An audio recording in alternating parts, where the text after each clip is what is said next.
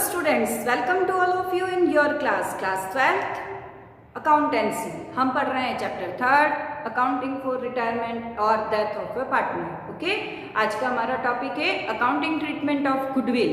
किसी साझेदार के रिटायर होने पर या किसी साझेदार की डेथ हो जाने पर गुडविल की अकाउंटिंग हम कैसे करेंगे, है ना। आप कहेंगे मैम गुडविल की अकाउंटिंग क्यों करनी है, वो तो इंटेंजिबल एसेट्स है। नहीं, लेकिन गुडविल की अकाउंटिंग करनी है क्योंकि रिटायर पार्टनर या डिसीज्ड पार्टनर, है ना, मतलब जिसकी डेथ हो चुकी है ना, वो पार्टनर गुडविल में शेयर जो है लेने का राइट रखते हैं। क्यों रखते हैं राइट? क्योंकि फर्म की गुडविल जो जनरेट हुई है अभी तक, है ना, इसमें उनके भी एफर्ट्स हैं। फर्म की जो भी गुडविल बनी है वो उन सब पार्टनर्स की मेहनत का नतीजा है। उन्होंने फुल एफर्ट्स किए तो फर्म की गुडविल जनरेट हुई है। ओके, और आज जो गुडविल जनरेट हुई है इसका प्रॉफिट, इसका बेनिफिट हमें कब मिलेगा? फ्यूचर में भी मिलेगा। किन्हें? रिमेनिंग पार्टनर्स को। ओके, इसीलिए फर्म की गुडविल में रिटायरिंग पार्टनर या डिसीज्ड पार्टनर जो है वो शेयर लेने का राइट रखते हैं। क्योंकि वो शेयर लेने का राइट रखते हैं, इसीलिए हमें गुडविल का अकाउंटिंग ट्रीटमेंट करना जरूरी है। अब हम बात करते हैं accounting standard 26 and Indian accounting standard 38 की, है ना। ये क्या कहते हैं? तो अकाउंटिंग स्टैंडर्ड 26 और 38 जो है वो ये कहता है गुडविल से रिलेटेड कि भाई गुडविल का अकाउंट आप अपनी अकाउंटिंग बुक्स में तभी ओपन करेंगे जब वो परचेज की हुई हो। सेल्फ जनरेटेड गुडविल का अकाउंट जो है ओपन नहीं किया जाता। ये मैंने आपको सीधे सीधे शब्दों में बताया। अब आप ये सोचेंगे कि परचेज की हुई गुडविल और सेल्फ जनरेटेड गुडविल क्या है ना। तो देखो, जब एक बिजनेस परचेज करता है तो इसका मतलब ऑलरेडी उस बिजनेस की जो गुडविल है वो भी हमने परचेज की है। तो यहाँ हुआ परचेज गुडविल, यानी हमने गुडविल के लिए कुछ मनी जो है ना, या मनी के इक्विवेलेंट जो है वो हमने पे किया है, यानी हमने गुडविल परचेज की है। तो वो होगी आपकी परचेज्ड गुडविल। और जब गुडविल परचेज की जाती है तभी इसका अकाउंट ओपन किया जाता है, मतलब बुक्स में रिकॉर्ड की जाती है। ओके, सेल्फ जनरेटेड गुडविल यानी अभी हमने किसी का बिजनेस परचेज नहीं किया है, हमारा ही बिजनेस स्टार्ट किया और हम हमारी मेहनत से ही उस गुडविल को इंक्रीज कर रहे हैं, हमारे बिजनेस की गुडविल को इंक्रीज कर रहे हैं, तो वो सेल्फ जनरेटेड है। ओके, सेल्फ जनरेटेड गुडविल के लिए हमने कोई अमाउंट पे नहीं किया है ना, हमने उसे खरीदा नहीं है, इसीलिए सेल्फ जनरेटेड गुडविल का अकाउंट ओपन नहीं किया जाएगा, मीन्स उसे बुक्स में रिकॉर्ड नहीं किया जाएगा। Okay, According to Accounting Standard 26 and Indian Accounting Standard 38, goodwill can be recorded in the books only when some consideration in money or money's worth has been paid for it. Goodwill जो है वो books में तभी record की जाएगी जब हम इसके कंसिडरेशन मतलब जब हमने खरीदी हो और इसके बदले में हमने कुछ मनी या मनी के इक्विवेलेंट जो है कुछ पे किया हो। कुल मिला के कहने का मतलब है, अगर हमने गुडविल परचेज की है, परचेज कब करोगे? जब एक बिजनेस ही आप पूरा परचेज कर लेते हो, है ना। जैसे मेरा साड़ियों का बिजनेस है, नेहा साड़ीज, है ना। अब मैं अपने ना पूरा बिजनेस सेल कर रही हूँ और आप परचेज कर रहे हो, तो मेरे बिजनेस की जो गुडविल होगी आप उसका भी अमाउंट मुझे पे करोगे। तो जब आप ऐसे गुडविल परचेज कर रहे हो तभी आप गुडविल का अकाउंट ओपन कर सकते हो, यानी बुक्स में रिकॉर्ड कर सकते हो। It also states, accounting standard ये भी कहता है that internally generated goodwill should not be recognised as an assets, यानी सेल्फ जनरेट जो गुडविल है, इसके कहने का मतलब ये है कि जैसे अब जो बिजनेस जो खरीदा नहीं है ना, हमने स्टार्ट किया और वो गुडविल आपकी जनरेट हो रही है, तो सेल्फ जनरेटेड या इंटरनली जनरेटेड गुडविल जो है वो एक एसेट्स के रूप में रिकॉग्नाइज नहीं की जाती है। Okay, so only purchased goodwill can be recorded in the books, यानी खरीदी हुई गुडविल का ही हम रिकॉर्ड करेंगे, यानी तभी हमारा गुडविल अकाउंट ओपन होगा। ओके, सेल्फ या internally generated goodwill can not be recorded in the books, है ना। स्व अर्जित जिसे हिंदी में हम कहते हैं, यानी जो सेल्फ जनरेट हुई है, हमने खरीदी नहीं है, उस गुडविल को हम बुक्स में रिकॉर्ड नहीं करते हैं, मतलब गुडविल अकाउंट ओपन नहीं करते हैं। तो जब अगर हम खरीदेंगे ही नहीं गुडविल और यहाँ तो पार्टनर जा एक पार्टनर जा रहा है, हम बिजनेस थोड़ी परचेज कर रहे हैं, है ना। तो पार्टनर के जाने पर तो जो गुडविल है वो तो वही रहेगी। तो इसीलिए ध्यान देना स्टूडेंट्स, जब कोई पार्टनर रिटायर हो रहा है या किसी पार्टनर की डेथ हो रही है तो हम गुडविल का जो एडजस्टमेंट करेंगे वो किससे करेंगे? पार्टनर्स कैपिटल अकाउंट से। ओके, गुडविल के अमाउंट का एडजस्टमेंट किससे होगा? पार्टनर्स कैपिटल अकाउंट से। ओके, आज हम पढ़ रहे हैं accounting treatment of goodwill, general entries. Goodwill से रिलेटेड जनरल एंट्रीज कैसे बनाई जाएगी? तो गुडविल से रिलेटेड जनरल एंट्रीज बनाने से पहले हमें ये सीखना होगा कि हम कैसे पता लगाएं कि कौन सा पार्टनर हमारा सैक्रिफाइस कर रहा है और कौन सा पार्टनर हमारा गेन कर रहा है ना। इसका मतलब हमें सैक्रिफाइसिंग पार्टनर और गेनिंग पार्टनर के बारे में पता लगाना जरूरी है। और ये हम कैसे पता लगाएंगे, है ना? तो इसके लिए मैंने आपको फॉर्मूलेज बताए थे सैक्रिफाइसिंग रेशियो के और गेनिंग रेशियो के, है ना। तो सैक्रिफाइसिंग रेशियो का फॉर्मूला होता है old profit sharing ratio minus new profit sharing ratio. आपको याद आया होगा SON, है ना। S sacrificing ratio is equal to O old profit sharing ratio minus new profit sharing ratio. Clear? अब जितने भी फॉर्म में पार्टनर्स हैं A, B, C, ओके, इनके ओल्ड प्रॉफिट शेयरिंग रेशियो जो है minus new profit sharing ratio, old profit sharing ratio minus new profit sharing ratio, old profit sharing ratio minus new profit sharing ratio, है ना। जितने भी आपके partners, यहाँ ध्यान देना माइनस करने पर आपका आंसर किस में आ रहा है? अगर आपका आंसर प्लस में आता है ना, जैसे इसका आंसर प्लस में आया लेकिन इसका आंसर माइनस में आया, ठीक है, तो हमने फॉर्मूला किसका लगाया है? सैक्रिफाइसिंग रेशियो का। और अगर आंसर प्लस में आता है इसका मतलब इन दोनों ने क्या किया है? सैक्रिफाइस किया है ना। और इसने क्या किया है? गेन किया है, क्योंकि हमने जो फॉर्मूला लगाया उसके अपोजिट में आंसर आया है, माइनस में आया है। इसका मतलब इस पार्टनर ने क्या किया है? गेन किया है। अगर हम गेनिंग रेशियो का फॉर्मूला लगाते हैं, गेनिंग रेशियो, तो इसका फॉर्मूला क्या होगा? जस्ट इसका opposite, new profit sharing ratio minus old profit sharing ratio. Okay, जितने भी आपके पार्टनर है A, B, C, क्या फॉर्मूला हो जाएगा? New profit sharing ratio minus old profit sharing ratio. इसका न्यू प्रॉफिट शेयरिंग रेशियो जो होगा उसमें से हम old profit sharing ratio minus कर देंगे, ठीक है। अब यहाँ ध्यान दो, आपका आंसर किस में आता है ना।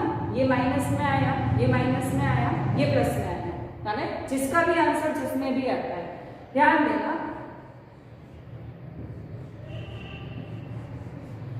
हमने फॉर्मूला किसका लगाया? गेनिंग रेशियो का। ओके, गेनिंग रेशियो का फॉर्मूला लगाया और आंसर किस में आया? माइनस में। इसका मतलब ये दोनों क्या कर रहे हैं? सैक्रिफाइस कर रहे हैं। ओके, और गेनिंग रेशियो का फॉर्मूला लगाया, आंसर किस में आया? प्लस में। इसका मतलब ये क्या कर रहे हैं? गेन कर रहे हैं। यानी आप जिसका फॉर्मूला लगा रहे हो और लगाने के बाद आंसर अगर आपका प्लस में आ रहा है, इसका मतलब वो वही कर रहा है। इसका मतलब सैक्रिफाइसिंग रेशियो का फॉर्मूला लगाया तो प्लस में आंसर आया तो ये सैक्रिफाइस कर रहे हैं, और माइनस में आया तो ये गेन कर रहा है। हमने गेनिंग रेशियो का फॉर्मूला लगाया, आंसर माइनस में आया, इसका मतलब अपोजिट, सैक्रिफाइस कर रहे हैं। ओके, और प्लस में आया, इसका मतलब गेन कर रहे हैं। ये बहुत इंपॉर्टेंट है, स्टूडेंट्स बहुत कंफ्यूज्ड होते हैं, है ना। और आपको ये पता लगाना कि कौन सैक्रिफाइस कर रहा है, कौन गेन कर रहा है, बहुत जरूरी है। जब तक आप ये कंफर्म नहीं कर पाएंगे तब तक आप जनरल एंट्रीज पास करने में मतलब आपका क्लियर नहीं हो पाएगा ना, आपको वहां प्रॉब्लम आएगी। ओके, जब एक पार्टनर रिटायर होता है या किसी पार्टनर की डेथ होती है तो हम गुडविल से रिलेटेड अकाउंटिंग ट्रीटमेंट कैसे करेंगे, या हम कहें गुडविल की जनरल एंट्रीज कैसे पास करेंगे, तभी हम अकाउंट्स में ट्रांसफर कर पाएंगे। गुडविल से रिलेटेड जनरल एंट्रीज पास करने से पहले हमें ये देखना होगा कि गुडविल अकाउंट पहले से ओपन है या नहीं है ना। When goodwill appears in the books, इसका मतलब गुडविल अकाउंट पहले से ओपन है। When goodwill does not appear in the books, इसका मतलब मतलब गुडविल अकाउंट पहले से ओपन नहीं है ना। पहले से ओपन होना, goodwill appears in the books, इसका मीनिंग है कि आपकी बैलेंस शीट, फर्म की जो बैलेंस शीट है इसमें एसेट साइड में गुडविल का अमाउंट आपको गिवन है, गुडविल अकाउंट शो हो रहा है, इसका मतलब है goodwill appears in the books, goodwill account आपका पहले से ओपन है। ठीक है, अब जब एक पार्टनर रिटायर हो रहा है ना, तो हमें गुडविल का एडजस्टमेंट करना है। गुडविल का एडजस्टमेंट करना है तो जो पहले से गुडविल है हमें उसे पहले राइट ऑफ करना होगा। तो फर्स्ट एंट्री आपकी किसकी बनेगी? गुडविल को राइट ऑफ करने की। गुडविल एसेट्स है, एसेट्स को राइट ऑफ कर रहे हो, खत्म कर रहे हो, तो एसेट्स क्या हो रही है हमारी? कम हो रही है। कम हो रही है तो क्रेडिट हो जाएगी, तो यहाँ टू गुडविल अकाउंट हो जाएगा। ठीक है, डेबिट किसे करेंगे? तो देखो अगर एसेट्स कम हो रही है तो इसका इफेक्ट किस पर आएगा? लायबिलिटी साइड में। लायबिलिटी साइड में किस पर आएगा? पार्टनर्स कैपिटल अकाउंट पर। ओके, तो हम डेबिट किसे करेंगे? All partners capital account debit old profit sharing ratio. जब हम हमारी गुडविल एसेट्स को राइट ऑफ कर रहे हैं तो उससे पार्टनर्स के कैपिटल अकाउंट भी क्या हो रहे हैं? डिक्रीज हो रहे हैं, और कैपिटल अगर कम होती है तो क्या हो जाता है? डेबिट हो जाता है। ओके,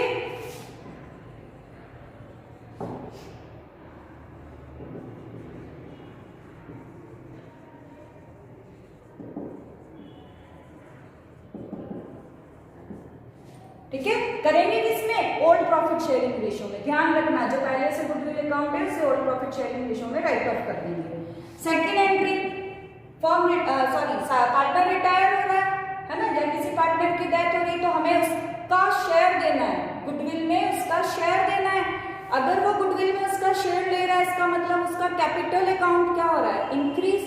कैपिटल अकाउंट इंक्रीज होता है तो क्या करते हैं? क्रेडिट। तो किसका कैपिटल अकाउंट? रिटायरिंग पार्टनर का, रिटायरिंग या हम कहें deceased partner capital account credit हो जाएगा। क्यों? क्योंकि उसको उसका शेयर मिल रहा है। ठीक है, रिमेनिंग पार्टनर्स जो है ना, उनका अकाउंट क्या होगा? डेबिट हो जाएगा। Remaining partners capital account debit. ध्यान देना, गेनिंग रेशियो में। किस रेशियो में?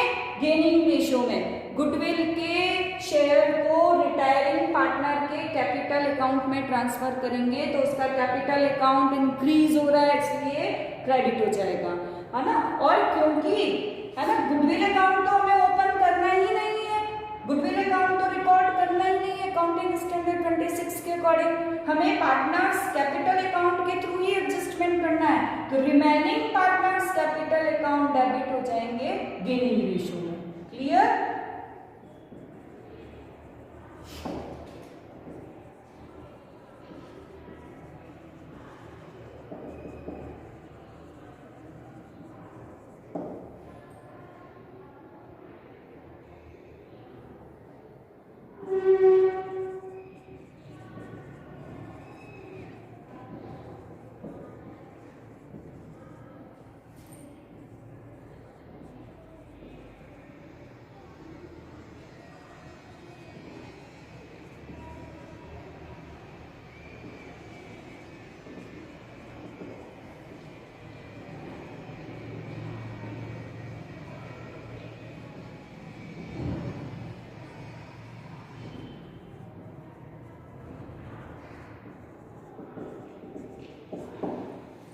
एक बार फिर से देखना, जब हमारा गुडविल अकाउंट पहले से ओपन है तो पहले हमें इसे राइट ऑफ करना है ना। राइट ऑफ करने के लिए एंट्री कैसे बनाओगे? एसेट्स हमारी कम हो रही है तो एसेट्स को हम क्या कर देंगे? क्रेडिट, है ना।